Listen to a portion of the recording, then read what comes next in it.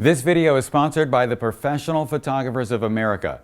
Join a community of over 32,000 photographers that includes equipment insurance, education, and business tools made specifically for small business owners like us.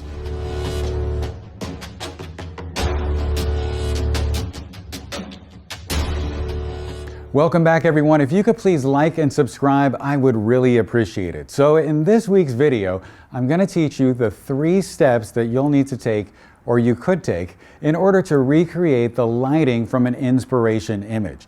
Now, as a commercial photographer, you'll probably get asked by your clients, maybe an art director at some point, to recreate someone else's lighting. Also, like I had this happen a few years ago, a law firm came to me and said, our old photographer retired, we need you to do headshots in the exact same style with the same lighting.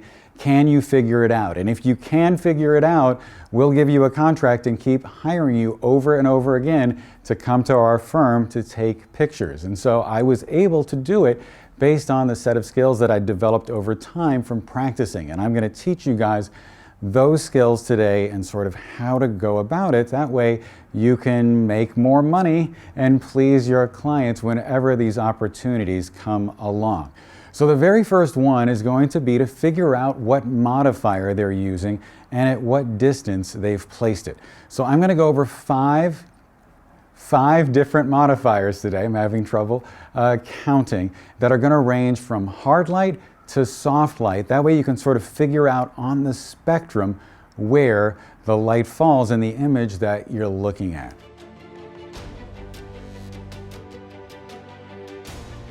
All right, so we're going to start off for our very first modifier with the very basic and humble 7-inch or 18 centimeter grid reflector. And for most of you, this probably came for free with your lights, unless of course you're using Pro Photo, in which case it was $200. But I better stop before I get myself in trouble. Luckily for us, we have Jordan back here helping us today, and he's going to be modeling for us. And I'm going to start off by placing this light at about 45 degrees to the subject.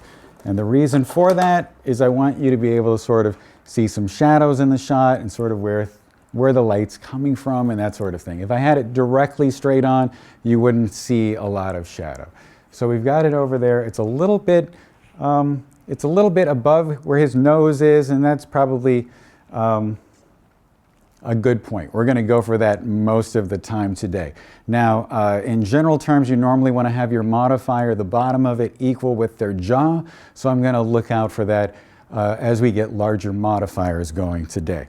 So I want to take my light meter back here, and I am going to meter it and make sure that it meters at f8. Because that's what I'm going to be shooting with. It's a little dark right now, so I'm turning it up here with my light meter. Okay, perfect. All right, so now we're going to shoot our first picture, and we'll look at that. Great. All right, so as we zoom in here, you'll notice that the shadow is fairly abrupt. The shadows are fairly deep as well. That transition line between the mid-tone under his eye and the shadow is pretty sharp. You see a lot of detail. Overall, there's a fair amount of reflectivity in the skin. So that would be sort of how I would characterize a 7-inch reflector. Now we're going to switch to a 16-inch silver beauty dish, a Mola Rayo, and see how that looks. All right, so I've got the Rayo over here. Now we're going to meter it. It's coming in right about jaw level. That's where the bottom of the modifier is. It's a little bright. I'm just going to knock it down 4/10. A little more maybe? Yeah. And you always want to meter on their face, hit them with it, because you want to have an accurate reading, because that's what we're going to be looking at in the picture. You don't want to meter here, you definitely want to meter up here. If you've ever seen that SNL skit where the guy is like hitting the person in the mouth with the microphone, that's what I feel like right now. But just to be sure, okay, so it's at f8. I'm going to go ahead and take a picture. All right, so as we zoom in here, you'll notice that the shadow is also sharp. You're also seeing a fair amount of detail, and it's got sort of this crisp, crunchy contrast. And now we're going to move on to a Elinchrom 70 centimeter deep Octabox. This will look sort of like a white beauty dish. It'll be the equivalent to that. We're going to see what that looks like. All right, so our next modifier, our third one out of 5, is the Elinchrom 70 centimeter deep Octabox. And it's going to be it's going to give us the same equivalent lighting that you might get out of a white beauty dish or a small softbox. So I've raised it up a little higher so I can get the bottom of the softbox equal with the bottom of his jaw, metering it again. I've got to turn it up a little because there's more layers of fabric, and when it goes through more layers, it absorbs light. All right, so testing out here. Okay, so now as we zoom in here, you'll notice that the shadows are becoming a lot more subtle and less sharp. The details that are being resolved are going down because the light is becoming softer, and we're just getting a more pleasing image overall. All right, we've had to move back here a little bit, and that's because we have our fourth modifier, and that is the Elinchrom 49-inch or 125 centimeter deep white umbrella. Really, it's going to basically simulate the light you would see from any umbrella. The fact that it's deeper means it's supposed to have more contrast. I've never tested it out and verified it, but just know that that's where we're starting from. Let's see what this modifier looks like. All right, as we zoom in here, you can notice right away that the shadow on the left side of his nose is a lot more subtle and soft, and there's a lot more detail in there than the side of his head, for instance. And that's because the modifier is so large that it's wrapping around and filling in those shadows. All right, so now we've got this giant Elinchrom Litemotiv 120 centimeter deep parabolic style softbox. And because it's a softbox, it's going to have more layers of fabric than the umbrella, and normally when light passes through more layers of fabric, it becomes softer. So this will be the softest modifier that we're going to look at during this test. All right, and speaking of softness, as we zoom in here on this shot, you can see that the light is just buttery smooth, and those transitions are extremely subtle, and the light is just a lot more forgiving and pleasing overall. So now let's look at all the modifiers side by side, or all the shots from the modifiers side by side on the screen. And then as we zoom in here on his face, you'll start to notice some things become very apparent very quickly. Now you'll notice that the white balance seems to change in every single shot, or for most of the shots. And that's because as light passes through fabric, it becomes warmer. And so you'll see here that in the middle, with the 70 centimeter deep Octabox, it's passing through 2 layers of fabric, and the light is very warm. Whereas if you look at the 2 modifiers to the left, the 7-inch grid reflector and the Mola Rayo, it's not very warm at all, and that's because those modifiers don't have any fabric whatsoever. Now also, when light bounces off of a white surface, which we have here in the deep umbrella in position number 4, it warms up a little bit as well, and that's why it's a little bit warmer than the silver ones.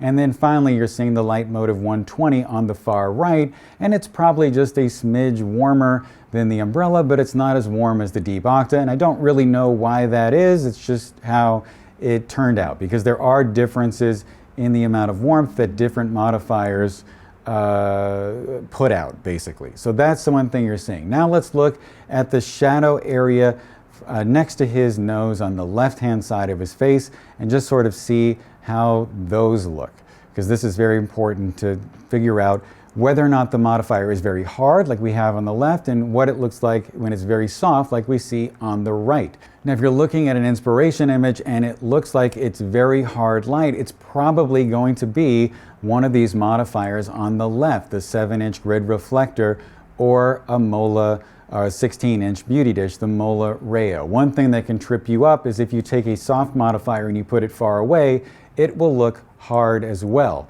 But whether or not you're using a soft modifier to make a hard shadow or not isn't really the point. The main point is, does the inspiration image have harsh shadows? And if it does, you're going to want to use a modifier that will give you harsh shadows.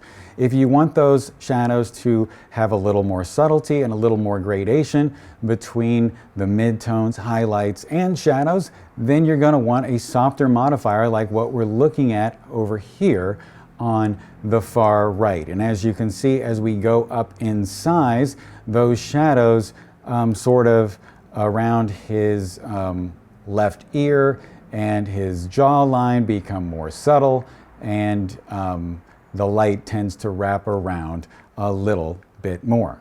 You've most likely heard me mention the nonprofit Professional Photographers of America before, especially if you're a subscriber to this channel. So today I want to tell you about PPA's signature annual event, Imaging USA, which will be held in the DC area on January 16th through the 18th. And perhaps more importantly, I'll be teaching a class there on January 17th at 8 a.m. My 90-minute lighting demo will cover how to photograph people of different skin tones together in the same frame. If you're unfamiliar with imaging, it's the world's largest photography convention with thousands of attendees, more than 100 educational sessions, over 80 speakers from across the photography community, and an expo with all of the latest gear. If you haven't been there before, you are definitely missing out, and I've been encouraging all of my friends to go this year so that we can reunite, and to say the least, I can't wait to attend.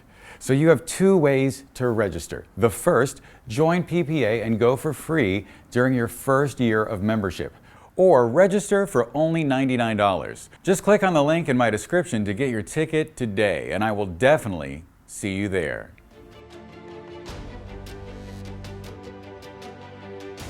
Okay, so step 2 is to figure out where the lights are positioned.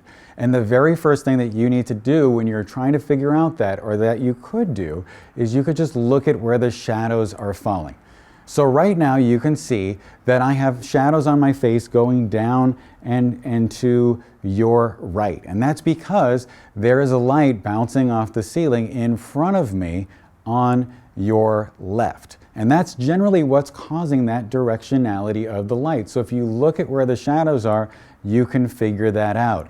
If the shadow from a person's nose is going hard to the side and there's barely any light on their eye, that probably means that the light is far over to the left. If we're looking at a kicker in a frame, an edge light, and you're looking at it and you see that there's a highlight on the side of their nose, that means it's probably over here. But if you're looking at it and there is no highlight on the side of their nose, then it's probably back there. So the third step is to figure out the relative brightness between the lights in the shot, assuming that there are multiple lights. So normally what I do is I have my main light be the same brightness as my subject's face. And then what I do when I'm shooting is I also have, let's say I have an edge light or a hair light. Those lights are generally about 2 stops darker than my subject's face, and which is also, if I use my light meter and I meter that and it's f8, then I also know that I'm going to set up my camera to f8 and I'm going to meter those edge lights and those hair lights, and they're going to meter around f4. If you don't have a light meter, just know that you want to start off with those lights a little darker than your main light, and then you just want to sort of adjust the power of those lights so that you can figure out exactly when they match the inspiration image. Well, I think that about sums it up. Once again, be sure to click on the link in the description to register for Imaging USA 2022. And as always, stay safe, take care, and I will talk to you soon.